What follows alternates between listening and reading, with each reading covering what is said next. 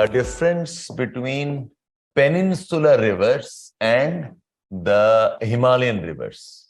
So these are small, these are large, these are seasonal, these are perennial.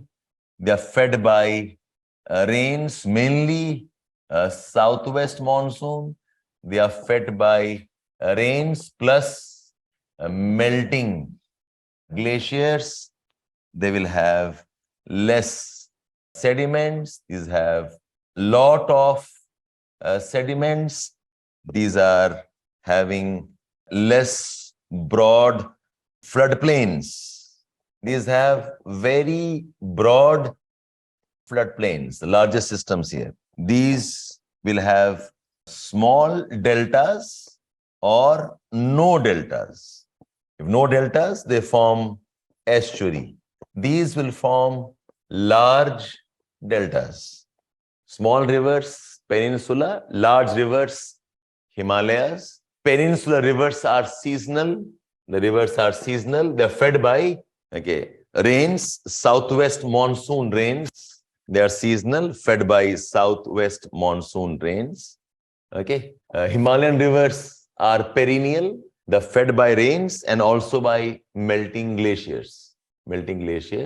Peninsular rivers have less sediments because hard rocks se move karti hain, less sediments. Whereas Himalayan rivers have more sediments. And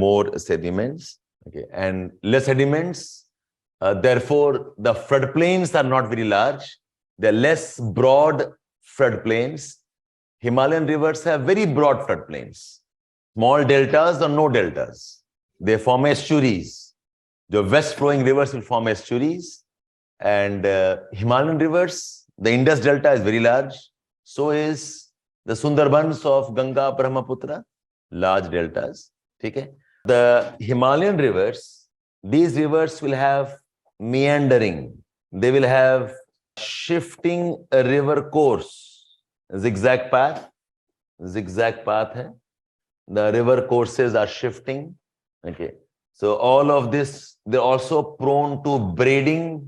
Bataya tha braiding aapko? The river can split into branches. And that makes them flood prone. Whereas rivers of peninsula, they have fixed courses. They're fixed course, no shifting of rivers, because hard rocks se pass karti hain. No shifting of rivers, fixed courses, and no river braiding along its course. That's the reason why the rivers of peninsula are less prone to floods.